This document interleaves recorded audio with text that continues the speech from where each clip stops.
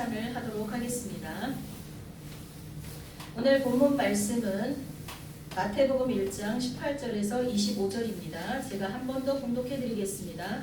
말씀의 내용을 잘 생각하며 들으시기 바랍니다.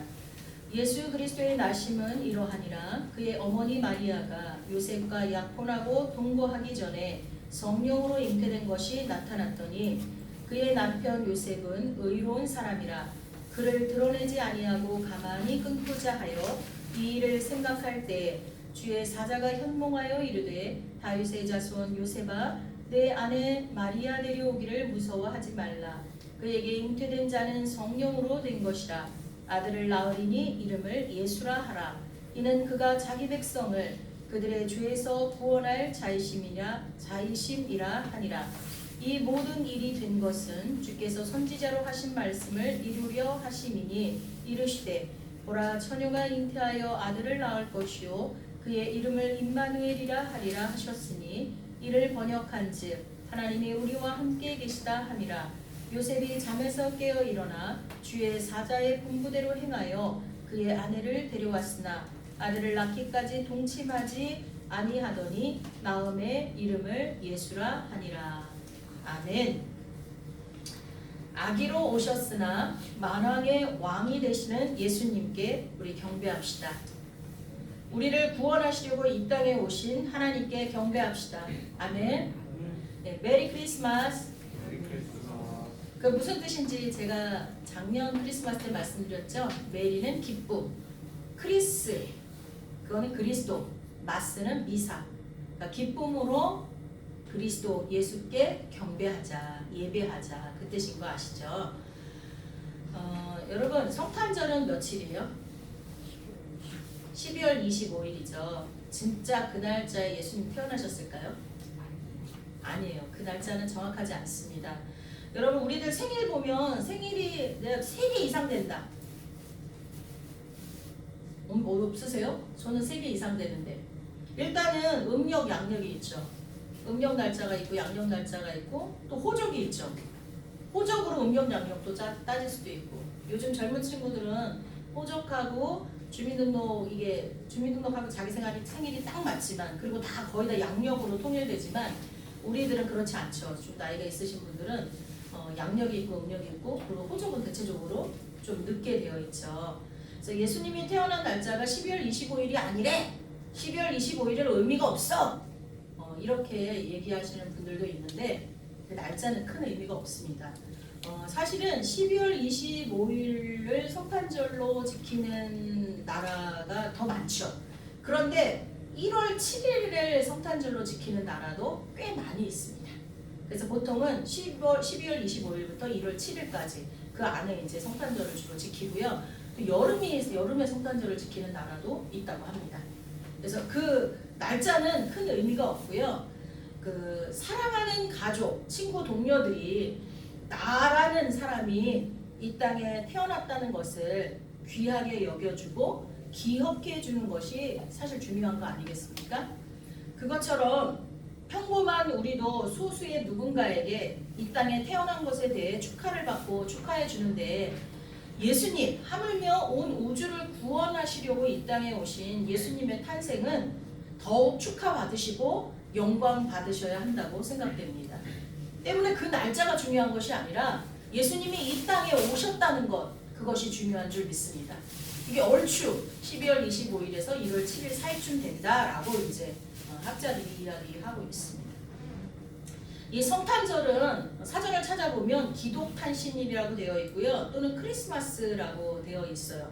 그래서 기독교에서 예수 그리스도의 탄생을 기념하는 날이다 이렇게 되어 있고 이 지구상의 많은 나라들이 그날을 이제 크리스마스로 지키고 있고요. 이슬람 강성권이나 또 불교가 강한 나라들, 또 개방적이지 않은 나라들은 몇몇 나라들은 이제 크리스마스가 휴일로 되어 있지 않고 그 크리스마스를 지키지 않는 그런 나라들도 꽤 많이 있습니다. 여러분 성가탄신이라고 그 크리스마스가 성탄절이 다 휴일로 되어 있잖아요. 어느 게 더 빨리 휴일로 정해졌을까요? 나이가 좀 있으신 분들은 아실 것 같은데. 성가탄신일은요 1975년에 공휴일 공휴일로 지정이 됐어요. 석가탄신일 자체는 불교에서 지켰겠죠. 근데 우리나라 전 국민의 공휴일이 된 것은 1975년이고요.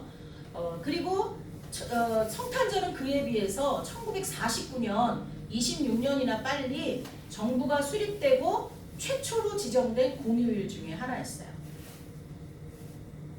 그처럼 성탄절은 우리나라에서 볼 때 성탄절은 기독교는 외국에서 건너온 종교야 이렇게 생각하지만 사실 불교도 우리나라에 원래 있었던 종교는 아니잖아요. 그렇죠? 다 외국에서 다른 나라에서 온 종교들이잖아요.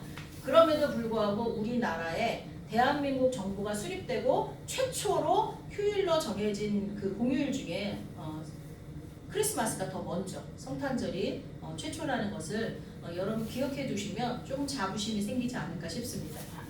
오늘은 그러한 예수님의 탄생의 내용이 기독교인에게 왜 중요한가, 그리고 이것을 왜 우리가 분명하게 알고 있어야 되는가에 대해서 말씀을 전하려고 합니다. 왜냐하면 이것이요 부활에 관계된 것과 더불어서 이단이냐 이단이 아니냐를 가르는 굉장히 중요한 부분이기 때문입니다. 마지막 때는 거짓 선지자들이 많이 나온다고 했어요. 그게 정상이라고 했어요. 성경에 보면. 그리고 거짓 선지자들은 예수님 때도 있었어요. 그때부터 계속 있었어요. 그 전부터도 있었고요. 근데 오늘날에 좀 다른 것이 있다면 더 헤아릴 수 없이 많이 나온다는 거죠.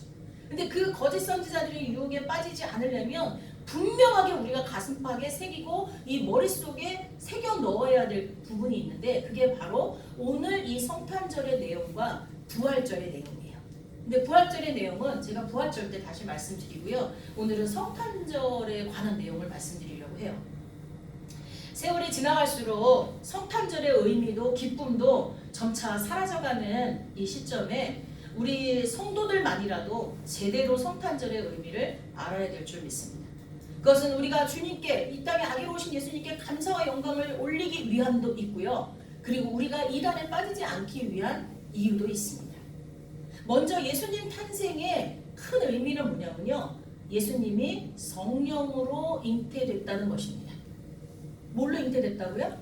성령으로 잉태됐다는 거예요. 예수님은요 분명히 인간과 달라요. 예수님은 하나님이세요.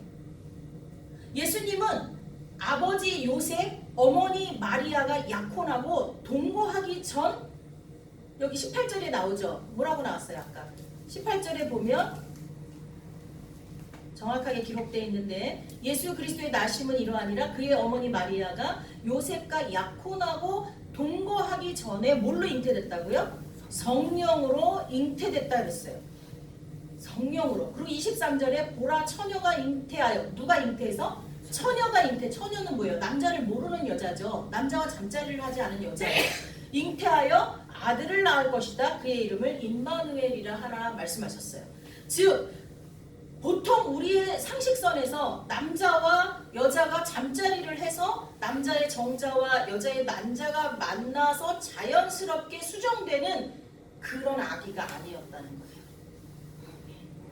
마리아의 자궁에 잉태된 예수님은요, 남자의 정자, 여자의 난자가 만나서 된 그게 아니에요. 수정된 게 아니에요. 뭐예요? 성령으로 수정된 거예요. 그러니까 마리아의 자궁만 빌린 거예요. 그래서 이제 수정되고 나서부터는 어떻게 해요? 일반적인 사람이 이게 세포 분열을 하고 이렇게 분열을 해가지고 나중에 눈, 코, 입이 생기고 심장이 생기고 그래갖고 아기로 태어나거든요. 그 과정은 똑같아요. 그래서 예수님이 마리아의 몸에서 10달 동안 있다 태어날 때는 뭘로 태어났어요? 에어리언 같이 막 이상한 존재도 아니고요. 뭐가 무슨 계란. 우리나라 신화 중에 알로 태어나가지고 박혁거세인가요? 알로 태어나서 거기서 이렇게 나오는 그런 것도 있잖아요. 그게 아니에요. 그냥 우리하고 똑같이 뭘로 태어났다고요? 육신을 가진 아기로 태어나셨어요. 그러니까 수정될 때가 다른 거예요. 이게 굉장히 왜 중요하냐면요. 성령으로 잉태됐기 때문에 사람들이 가지고 있는 아담이 범죄해서 아담의 유전에 의해서 계속 내려오는 후손들, 우리까지 뭐가 있어요? 죄성이 있어요. 우리는 죄성이 다 있어요. 그래서 우리는 영원히 죽을 수밖에 없는 죄인이 됐어요. 우리는 다 아담 이후로 모두 다. 그런데 그 아담의 계보 예수님만 죄성이 없다는 거죠. 왜? 우리하고 똑같은 방식으로 잉태된 존재가 아니기 때문에. 그래서 과학자들이 진짜 예수님이 흘리신 십자가에서 흘리신 그 핏방울을 연구를 했더니 없대잖아요.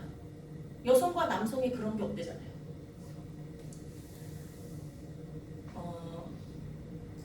예수님이 요셉과 마리아의 성적 관계를 통해서 태어났다라고 주장하는 이단들이 있어요. 그래서 그는 선지자일 뿐이다. 그렇게 되면 예수님은 메시아가 될 수 없어요. 그리스도가 될 수 없어요. 즉 우리를 구원할 수 있는 구세주의 그 자격, 그게 없는 거예요. 그러니까 예수님은 역사 속에서 있었던 위대하신 성인일 뿐이에요. 그러면 우리 기독교는 종교가 아니죠. 기독교뿐만 아니라 이슬람도 아니죠. 다 아니야. 뭐 이슬람은 원래 예수님을 선지자로 생각하니까 그렇다고 치지만 이슬람은 대신 다른 사람을 또 예수님 같은 존재를 생각하죠. 아니에요. 종교로 성립될 수가 없어요. 우리는. 그래서 이게 되게 중요해요. 자, 예수님은 뭘로 잉태됐다고요? 성령으로 잉태됐어요. 그래야만 주의 사자가 나타나서 요셉에게 말한 대로 21절에 아들을 낳으리니 그의 이름을 예수라 하라. 이는 그가 자기 백성을 그들의 죄에서 구원할 자이심이라 하시니라. 자기 백성을 구원할 수 있는 그 자격이 갖춰지려면 예수님은 성령으로 잉태된 자여야만 한다는 것입니다. 이것을 인정하지 않으면 기독교라고 할 수가 없습니다. 성경을 아예 안 믿는 거랑 똑같습니다. 이는 그가 자기 백성을 그들의 죄에서 구원할 자이시니라. 빌립보서 2장 6절에 보면 예수님은 하나님의 본체시나 하나님과 동등됨을 취할 것으로 여기지 아니하시고 2장 8절에 사람의 모양으로 나타나사 자기를 낮추시고 죽기까지 복종하셨으니 곧 십자가에 죽으심이라. 요한일서 4장 9절에서 10절 하나님의 사랑이 우리에게 이렇게 나타난 바 되었으니 하나님이 자기의 독생자를 세상에 보내심은 그로 말미암아 우리를 살리려 하심이라.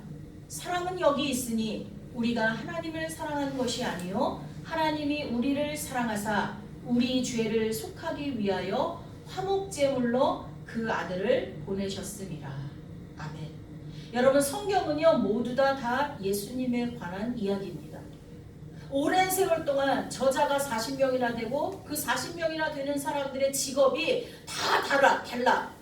다 다른데 직업도 다르고 민족도 다르고 1000년 가까이 되는 시간 동안 쓰여졌음에도 똑같이 누구를 얘기하고 있다고요? 예수님에 대해서 이야기하고 있습니다.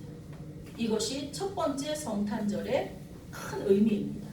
두 번째 의미는요. 예수님은 성령으로 잉태되었지만 분명히 우리와 똑같은 육체를 입은 갓난 아기로 태어났다는 거예요. 요한일서 4장 2절 이로써 너희가 하나님의 영을 알지니 곧 예수 그리스도께서 육체로 오신 것을 시인하는 영마다 하나님께 속한 것이요 그렇지 않으면 적그리스도라 이렇게 말하고 있습니다. 예수님의 육체적 탄생을 부정하는 것은 그건 적그리스도예요. 그러니까 기독교가 아닌 거예요. 그래서 예수님은요 우리처럼요 배고프고 아프고 슬프고 기쁘고 피곤하면 자야 되고 쉬어야 되는 그런 육체를 가지고 있다는 거예요. 완전한 육체, 완전한 인간이세요. 고통이 오면 고통을 느끼는 분이십니다. 때문에 안타깝지만 십자가의 그 참혹한 고통은 실제로 우리를 너무나 사랑하셔서 끝까지 견뎌내신 예수님이 오롯이 감당한 실제 사건이라는 것입니다. 그런데 예수님은 하나님이셨기 때문에 고통을 전혀 느끼지 않았다고 말하는 이단들이 있어요. 이들은 뭐라고 얘기하냐면요. 예수님이 부활했을 때 그 영은 부활했지만 육체는 썩었다는 거예요. 그렇기 때문에 육체는 별로 의미가 없다는 거예요. 이것을 주장한 이들이 누구냐면 예수님 당시 이미 나타났던 영지주의자들이에요. 예수님의 부활을 부정하는 사람들의 대표는 사두개인들이고요. 바리새인과 사두개인들이 있었잖아요. 바리새파는 예수님의 부활을 인정하고 사두개인들은 예수님의 부활을 인정하지 않죠. 그런데 그것이 발전해서 영지주의자들은 육체는 악하고 영혼은 선하다. 그렇기 때문에 이 육체는 그냥 예수님의 육체는 그냥 죽은 거야. 때문에 아무 의미가 없어. 그래서 그런 사람들 어떻게 살아요? 쾌락을 즐기면서 살아요. 내 육체로 할 수 있는 모든 것은 다 하나님이 허락했다고 생각해요. 먹고 싶은 거에 대한 절제도 없고요. 성적인 절제도 없고요. 그리고 뭐 내가 진짜 하고 싶은 건 다 누릴 수 있어. 이 육체는 없어지는 거야. 근데 뭐에 의미를 두냐면 자기 속에 있는 신적인 지식을 깨닫는 거가 그들의 목표예요. 이게 영지예요. 영지. 만약에 예수님이 그 육체가 하나님이기 때문에 고통을 못 느꼈다라고 말한다면 왜 굳이 그렇게 인간으로 태어나서 그런 쇼를 해야 됐을까요? 아니에요. 예수님은 진짜 육신으로 태어나서 고통을 겪어야만 구원이 완성될 수 있었어요. 이것은 뭐냐면요. 하나님은 공의로운 하나님이시지만 동시에 사랑의 하나님이에요. 우리를 구원하셔야 돼. 근데 하나님의 공의는 로마서 6장 23절에 보면 죄를 지면 그 죄값을 치러야 되는데 그게 사망이라고 얘기했거든요. 죄의 삭은 사망이요 하나님의 은사는 그리스도 예수 우리 주 안에 있는 영생이다. 자, 아담이 범죄함으로 이제 사망이 찾아왔어요. 원래 하나님이 만든 인간의 존재는 영원히 죽지 않고 살아가는 존재였는데 아담이 범죄함으로 인간은 그냥 죽음을 맞이할 수밖에 없어요. 모든 사람이 죽음을 두려워해요. 아니라고 부정하던 사람도 막상 죽음이 코앞에 오면 두려워하거든요. 누구도 가보지 않은 세계이기 때문에 두려워해요. 그게 왜 왔냐? 이 땅에 있는 모든 종교의 경전들이 죽음이 찾아온 이유를 설명하는 경전은 한 개도 없어요. 오직 성경만 있어요. 성경은 죽음이 왜 인간에게 찾아왔냐? 아담과 하와가 범죄함으로 그때부터 모든 인류는 죽음이 찾아왔다. 근데 거기서 구원하려면 값을 치러야 돼요. 근데 값을 치르려면 사망, 죽음으로, 생명으로 치를 수밖에 없는데 죄인인 인간이 죄인의 값을 치를 수는 없어요. 그래서 예수 그리스도, 죄가 없으신 예수 그리스도가 이 땅에 오시되 그가 또 인간이 아니면 인간의 죄를 치를 수가 없어요. 그래서 인간의 몸으로 오셔서 직접적인 고통을 다 겪으면서 십자가에 죽으심으로 모든 인간의 죄를 다 자기 어깨에 메고 그렇게 죽으심으로 저기 지옥 끝으로 내려가셨다가 다시 부활하십니다. 그렇기 때문에 예수님이 성령으로 잉태됐다는 것과 또 예수님이 온전한 인간이었다는 것을 부정하게 되면 기독교가 될 수 없어요. 굉장히 중요한 진리입니다.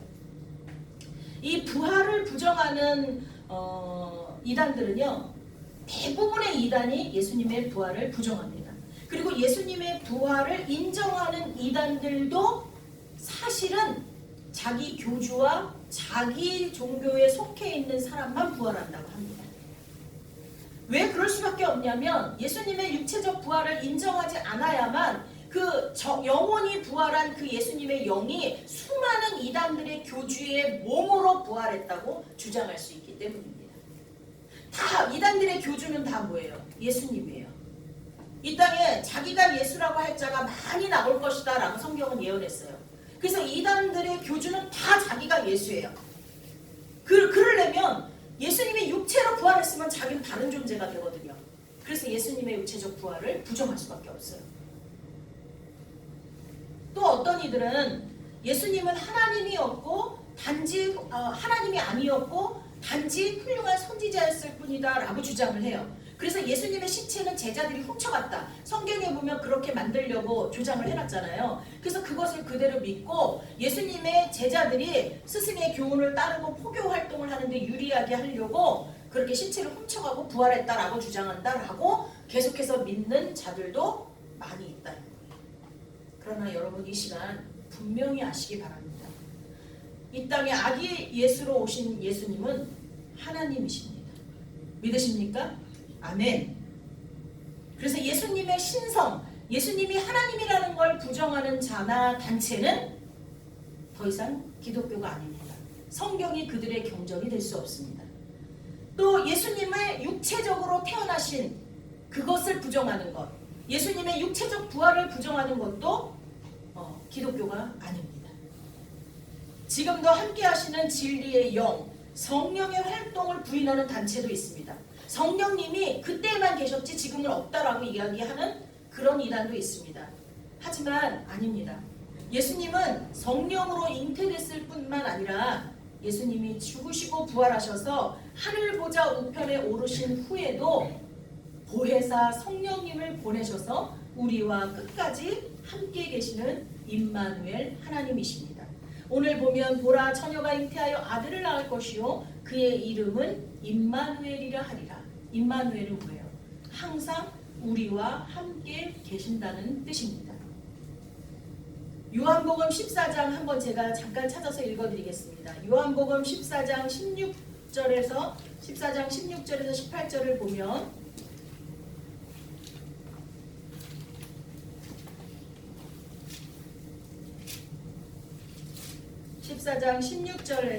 내가 아버지께 구하겠으니 그가 또 다른 보혜사를 너희에게 주사 영원토록 너희와 함께 있게 하리니 그는 진리의 영이라. 세상은 능히 그를 받지 못하나니 이는 그를 보지도 못하고 알지도 못함이라. 그러나 너희는 그를 아나니 그는 너희와 함께 거하시며 또 너희 속에 계시겠으니라. 아멘. 자, 여러분, 지금도 성령님을 통하여 주님은 우리와 함께 계시는 줄 믿습니다. 근데 그것이 믿어지지 않을 때는 어떻게 하면 됩니까? 주님은 내 안에 계시고 나와 함께 계시잖아요. 공기처럼 바람처럼 계시잖아요. 근데 그게 안 믿어질 때는요, 간절히 바라고 기대하고 소망하시면 돼요. 주님은요, 찾는 자에게 찾아지고 구하는 자에게 주신다 그랬어요. 근데 뭘 찾고 구하라고 했냐면요, 성령을 찾고 구하라고 해요. 제가 가끔 설교할 때 그런 얘기 했어요. 부모님한테 이거 달라 저거 달라 막 그러는데 부모님이 뭐든지 살 수 있는 카드를 한 장 줘요. 그러면 지금 여기 계신 분들은 어떻게 하겠어요? 나 차 한 대 사줘요. 나 집 한 채 사줘요. 나 이거 고급 옷 하나 사줘요. 막 그러고 있는데 부모님이 야, 그 모든 것이 가능한 카드야. 그러면 그때 여러분 어떻게 하시겠어요? 아, 나 그 카드 필요 없어요. 그냥 집만 사달라니까요. 아, 나 그 카드 필요 없어요. 옷 한 벌만 사주라니까요. 이렇게 말할 사람 손 들어보세요. 아무도 없잖아요. 당연히 그 카드를 받겠죠. 그 카드가 모든 게 다 해결되는데.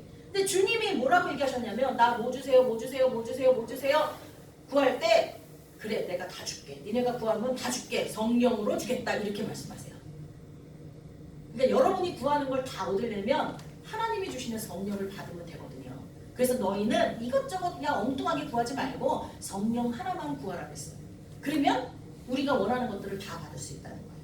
그러니까 여러분이요, 하나님이 없다고 생각하거나 아직 만나지 못한 사람은 딱 하나밖에 없어요. 이유는 따라해봅시다. 구하지 않아서. 구하지 않아서. 따라해보 다 같이 시작. 구하지 않아서. 예, 성령님은 지금도 활동하고 계신데 구하지 않아서 내가 못 만난 거예요. 오래전에 어떤 한 친구가 우리 교회에 참 오래 나왔는데 어떤 한 친구가 목사님 너무 죄송해요. 저는 교회를 다니고 싶고요. 특히 이 지성교회를 다니고 싶은데 하나님이 안 믿어줘요. 내가 계속 하나님을 믿으려고 했는데도요. 하나님이 안 믿어줘요. 그리고 떠났어요. 그리고 한참 한 1, 2년 뒤에 다시 왔어요. 다시 왔는데 또 한참 잘 다녔어요. 근데 결국은 마지막에 떠나면서 진짜로 안 믿어지네요. 너무 안타까웠어요. 그래서 그 친구한테 제가 딱 한 소리가 너는 정말 성령님을 만나고 싶었니? 구했니? 라고 물어봤어요. 믿어줬으면 좋겠다는 마음만 막연히 갖고 있었지 정말로 간절하게 내가 구한 적은 없다는 거예요. 그러면 못 만나요. 내가 정말로 간절하게 정말 내가 하나님 계심을 내가 믿고 싶습니다. 만나고 싶습니다. 지금 계시되면서요 하고 간절히 구할 때 나를 찾아와 만나주시는 줄 믿습니다. 오늘 말씀을 전한 이 예수님 탄생의 내용과 의미는 아까도 말씀드렸지만 예수님의 부활의 내용과 의미와 함께 기독교의 핵심 교리이며 이단과 구분하는 가장 중요한 진리인 동시에 하나님의 공의와 사랑을 입증하는 중요한 사건임을 믿으시기 바랍니다. 예수님이 아기로 이 땅에 태어나시는 이 성탄절의 사건이 없었다면 인류의 구원도 없었을 것이고 또 기독교가 존재할 이유도 없었을 것입니다. 여러분 이 내용을 확실히 믿고 확실히 기억하면서 성탄절을 아름답게 보내시기를 예수님의 이름으로 축복합니다. 아멘. 사랑의 하나님 감사합니다. 성탄절에는 여러 본문을 가지고 여러 방향으로 설교할 수 있지만 오늘은 마지막 때 거짓 선지자들이 판치는 이 땅에서 내가 정말 복음을 지키고 예수님과 함께할 수 있는 그런 귀한 성도들이 되기를 간절히 소망하며 성탄절의 의미와 내용을 전했습니다. 우리 성도님들이 마음에 새기면서 성탄절을 보낼 수 있도록 도와주옵소서. 예수님의 이름으로 기도하옵나이다.